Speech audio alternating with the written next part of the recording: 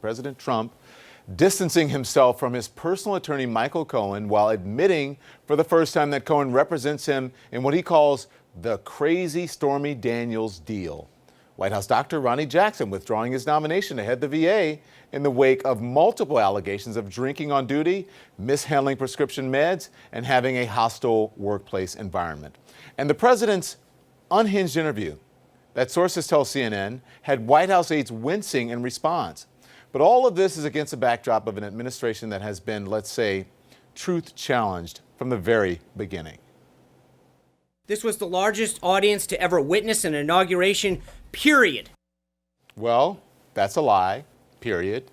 You think they would have learned by now, but people on Team Trump just keep getting caught in their own lies. They think they can lie and get away with it. And why? Why wouldn't they? After all, the president does. Remember those controversial big raises for 2 EPA employees, raises the White House opposed? Well, here's what EPA boss Scott Pruitt told Fox News about that last week. I did not know that they got the pay raises until yesterday. Okay, and here's what he told Congress today, completely changing his story, that he didn't know about the raises. I was not aware of the amount, nor was I aware that of the bypassing or the PPO process not being respected. So see what just happened there? A cabinet level secretary admitting he did know something about those raises after telling the press he didn't. And they call us fake news somehow. And of course, there's White House Press Secretary Sarah Sanders, bobbing and weaving pretty much every day from the press room podium. Let's listen to what she said yesterday about the president's admission, in his own words, that Dr. Ronny Jackson didn't have the experience to run the VA. Yesterday, the president suggested that Dr. Jackson does not have the experience to run the Department of Veterans Affairs. Is that a fair assessment? That he lacks that experience? That's not what the president said. I think you're taking some of his words out of context. But in fact, that's exactly what the president said. Listen. I know there's an experience problem because lack of experience, but there's an experience problem. The Veterans Administration is very important to me. So, and the mistruths appear to be contagious, even extending to some of the president's boosters like Trump supporters Diamond and Silk, aka Lynette Hardaway and Rochelle Richardson. They insisted to Congress today that they were never paid by the Trump campaign, even though documents the Trump campaign itself filed with the FEC show they were paid $1,274.94 back in November of 2016 for field consulting. Ms. Hardaway, I think you stated on the record today at least 3 times, quote, "We were not paid by the Trump campaign." Is that correct? That is correct. Okay. You have an FEC document that clearly indicates that the 2 of you were paid for field consulting by the Trump campaign. That's just one document. There may be others that are out here. And presumably, this was a document filed with genuineness and authenticity by the campaign of the president that you so love. And so I'm just trying to figure out We understand that this who was is filed. lying here. And that's the thing about this truth challenge administration. It all starts at the very top with a president who says whatever he wants, whenever he wants. Listen to what he told Fox News today about his fixer and longtime personal attorney, Michael Cohen. Well, as a percentage of my overall legal work, a tiny, tiny little fraction. But Michael would represent me on some things.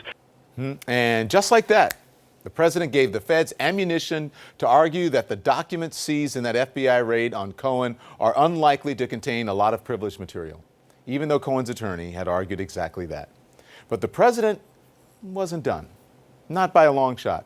He actually admitted today for the first time that Michael Cohen represented him in the Stormy Daniels case.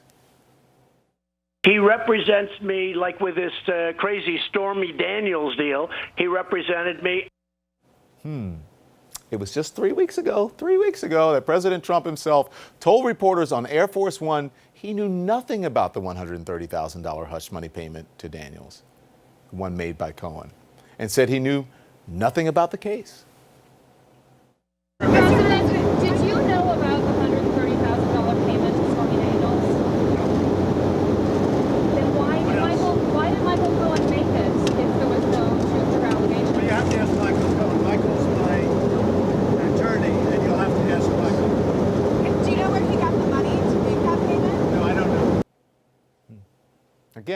This is a president who will say whatever he wants, whenever he wants. And the question is, who do you believe? And for those who believe it, why do you believe it? I want to bring in now CNN Politics executive or editor at large, Chris Cillizza. I do that to you every time, Chris. It's fine. It's giving you a promotion. And CNN political analyst Ryan Lizza and April Ryan and CNN counterterrorism analyst Phil Mudd. Good evening to all of you. Thank you for joining us this evening. So I laid it out.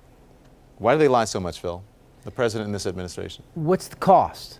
What's the cost? You go through the initial electoral process and the president says the former president, President Obama, was not born here. Wins the election, eventually acknowledges before the election, obviously, that maybe that claim about the birth certificate wasn't true. He wins with no the apology. election. That's correct. My point is, the only bottom line here is not the truth. The bottom line is when you have investigators led by Robert Mueller who have to determine whether your violations of the truth are actually federal legal violations, then we'll hold you accountable. The accountability here is not the truth. It's whether it violates the law. Okay, that's the bottom line. That is the bottom line. But so, you know, it started with the whole birther thing, which was not true, which was a lie. And then, Chris, I mean, we could go, I mentioned it a little bit, go back to the beginning of this administration when Sean Spicer stood at that podium and lied about inauguration crowd sizes. It's something that started on inauguration day, day one, isn't it? Yes, and in fact, during the campaign, I mean, this is just someone who is not, he has a very casual relationship with the truth. Donald Trump believes the truth is what he believes the truth to be. He believes you are entitled to your own truth. You know that old saying, you're entitled to your own opinions, not your own facts? Donald Trump believes he's entitled to his own facts. He told more than 2,000 either outright lies or distortions, according to the Washington Post, within the first year of his administration. What's difficult here is people say, well, what's the penalty? Well, in the near-term politics, at least for his base, there isn't a huge penalty. I would argue, however, that there is a medium to long-term erosion in our ability to agree on a set of sort of parameters, the rules of the game. We don't necessarily have to agree which team we're rooting for, but we agree that the game will, let's say it's going to go 4 quarters, it's going to be 12 minutes in each quarter. You can't tackle anyone because that's called a foul. If we can't agree on that, then the game can't be played. That's what worries me. Sure, it hasn't hurt him yet. That doesn't mean it is not detrimental in the medium to long term for democracy, because I think it is. Yeah. Brian Pruitt, you know, told Fox News that he didn't know about the pay raises. The day he seemed to contradict himself. Does Pruitt's changing story even matter to this administration? No, because the tone is set at the top. And when you have a president that lies about small things and lies about big things and lies about things that are right in front of his face and lies about pretty much anything he thinks he can get away with, that tone is set at the top, and we see the effect it has. It filters down through the press secretary, Sean Spicer, on the first day, who sets the tone for the administration by lying about a small thing, sets the tone for administration officials to lie to journalists. Anyone that covers this White House knows that White House officials lie routinely to White House reporters covering the place. Previously, aides in White House in the Bush administration, the Obama administration, they lied. They would misdirect, not tell the truth. But the way, the sort of breadth of the lying and deceiving that comes from this administration is not like anything in the modern era with respect to a White House. And I think Phil and Chris, hit the right questions. What's the penalty? What are the costs? And, there are, in our democracy, when bad stuff happens, when an administration is acting badly and lying at the top is bad, I think we can all agree on that.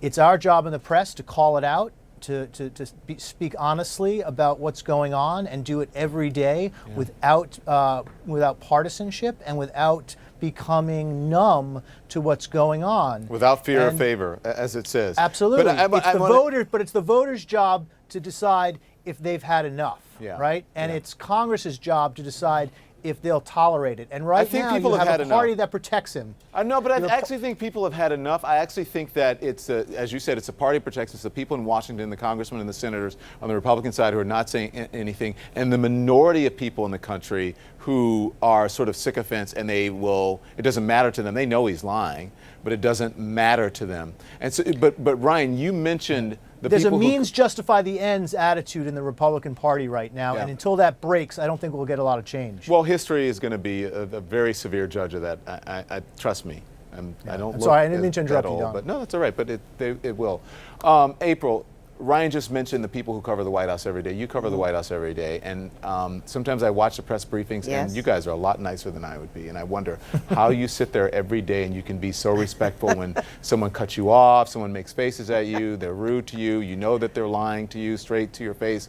So, but it's not just that; it is the sheer volume of lies. That's the problem. Why do they get away with it?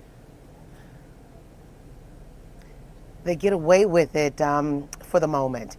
People are taking note. And the great thing about it is we have film, we have audio that we can roll back. And unfortunately, they get caught in a lot of this shading of facts or changing facts. And you started out with Sean Spicer. And this is in that first day, the day after inauguration, where size did matter. You know, they were very upset about the inauguration crowd size being so thin. And then the next day, the women just started walking around. They dwarfed the crowd size from inauguration day. So what they like to do, if it's not in their favor, and you can see this as clearly as a freshly washed window, Don, and that's why you don't get upset, because the facts are there. When it does not bode well for them, they spin. And I really hope that it's not a lie, because I remember some of the press secretaries from previous administrations. They made it clear they did not want to get out there and lie because it's on the record and it makes them look bad. But the question is, how far do you go down this road? Because they've gone pretty far and they can't pull it back. And one of the panelists said, you know, what does this do to the democracy? Because the next person that runs for president is watching. How far can they go? What can they get away with? Because each time a president pushes the ball or kicks the can down the road, whatever, or pushes the